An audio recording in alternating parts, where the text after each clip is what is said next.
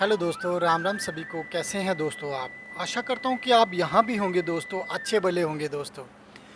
तो चलिए, आज की जो हमारी कहानी है वो है प्रयास के ऊपर कि हम अगर लगातार प्रयास करते हैं तो हमें किसी भी कार्य में सफलता मिल सकती है। लेकिन अगर हम प्रयास एक दो बार करते हैं फिर रुक जाते हैं तो उस कार्य में हम निराश हो जाते हैं और हम असफल हो जाते हैं। तो मेरी जो आज की एक मोटिवेशन स्टोरी है वो इसी के ऊपर है। तो दोस्तों, शुरू करते हैं हमारी आज की कहानी। एक बहुत समय पहले की बात है। एक गांव में एक राजा राज करता था।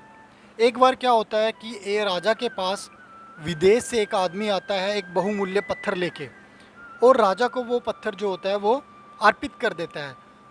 वो राजा को वो पत्थर एक उपहार के रूप में दे देता है। राजा उस पत्थर को लेके बहुत प्रसन्न होता है, क्योंकि पत्थर बहुत चमकीला होता है, पत्थर बहुत चमक रहा होता है, और राजा पत्थर को लेके खुश हो जाता है। जो विदेशी जो बंदा आया होता है वो चला जाता है अपने देश में, वो उपहार राजा को देके। तो राजा उस पत्थर का क्या करता है, राजा उस पत्थर को अपने दरबार में पेश करता है। देखता है कि बहुत ही बहुमूल्य पत्थर होता है, पत्थर बहुत चमक रहा होता है। तो राजा बोलता है, इस पत्थर को हम क्या करेंगे, आप एक मंदिर बनाएंगे। उस मंदिर में इस पत्थर की भगवान विष्णु की मूर्ति बनाएंगे पत्थर से, और उस मूर्ति को उस मंदिर में स्थापित करेंगे। ये बात वो पूरी प्रजा में बता देता है राजा। और इस पत्थर से मूर्ति बनाने का जो उद्देश्य होता है वो अपने महामंत्री को दे देता है। महामंत्री जो होता है वो राजा की बात को मान जाता है, और राजा की बात को मानते हुए उस पत्थर को लेकर के वो चला जाता है। जो गांव में सबसे बड़ा मूर्तिकार होता है उसके पास चला जाता है, और पत्थर उसे सौंप देता है। और उसे कहता है कि राजा ने इस पत्थर से भगवान विष्णु की मूर्ति बनाने के लिए कहा है, और ये कार्य 11 दिनों के अंदर पूर्ण हो जाना चाहिए, क्योंकि 11 दिनों के बाद राजा ने मूर्ति की स्थापना करनी है। तो मूर्तिकार होता है वो उसकी बात को मानता है, महामंत्री की बात को मान लेता है। और महामंत्री कहता है कि जो अगर तुम इस कार्य को पूरा कर दोगे 11 दिन के अंदर, तो तुम्हें बहुत सारी स्वर्ण मुद्रिका मिलेंगी। स्वर्ण मुद्रिका की बात को सुनकर जो मूर्तिकार होता है बड़ा प्रसन्न होता है। जैसे ही महामंत्री जाता है वो अपने कार्य को शुरू कर देते हैं। मूर्तिकार लगातार प्रयास करता रहता है उस पत्थर को तोड़ने का, लेकिन पत्थर टूटता नहीं है।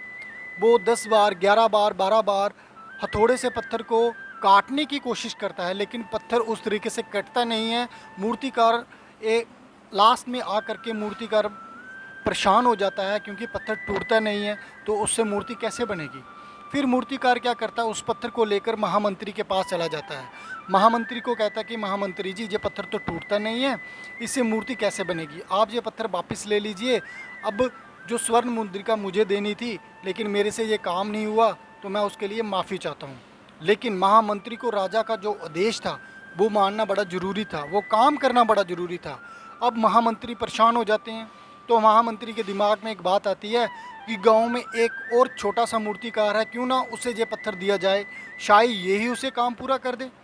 तो अब मूर्तिकार के पास जाता है, जो गांव का छोटा मूर्तिकार होता है उसके पास जाता है। उसे बोलता है कि राजा ने इसकी पत्थर की भगवान विष्णु की मूर्ति बनाने के लिए बोला है, क्या तुम ये कार्य कर सकते हो।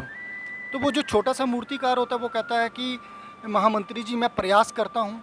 तो वो महामंत्री के सामने ही उस मूर्ति को काटने की कोशिश करता है, और मूर्ति एक ही बार में कट जाती है। तो महामंत्री बड़े हैरान होते हैं और दिमाग में सोचते हैं कि अगर जो बड़ा मूर्तिकार होता है उसने एक और प्रयास किया होता तो शायद आज जो स्वर्ण मुद्रिकाएं इस आदमी को मिलेगी, वो स्वर्ण मुद्रिकाएं उसको मिलती। और उसने 10-15 बार प्रयास करके इस कार्य को छोड़ दिया। अगर वो थोड़ा और प्रयास करता तो शायद आज ये जो इनाम है वो ले लेता। तो दोस्तों, इस कहानी से हमें ये शिक्षा मिलती है कि अगर हम अपने कार्य में लगातार प्रयास करते हैं तो हमें सफलता ज़रूर मिलती है। हम लोग क्या करते हैं दोस्तों, हम लोग 1-2 बार प्रयास करते हैं और हम थक जाते हैं। फिर हम सोचते हैं कि हमसे ये काम नहीं हो पाएगा, हम उस काम को छोड़ देते हैं और उसमें हमें असफलता ही मिलती है। लेकिन अगर हम निरंतर प्रयास करते रहेंगे उस काम को करने के लिए जो हमें काम मिला है, तो हम ज़रूर सफल होंगे।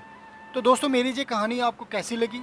अगर मेरी कहानी आपको अच्छी लगती है तो दोस्तों इसे ज़्यादा से ज़्यादा लाइक शेयर करिए और चैनल को सब्सक्राइब करिए, क्योंकि दोस्तों आगे आपके लिए मैं और अच्छी मोटिवेशन स्टोरी लेके आऊँगा। दोस्तों, आप मुझे ज़्यादा से ज़्यादा सपोर्ट दें ताकि आपके लिए और मैं मोटिवेशन स्टोरी लेके आ सकूँ। धन्यवाद दोस्तों।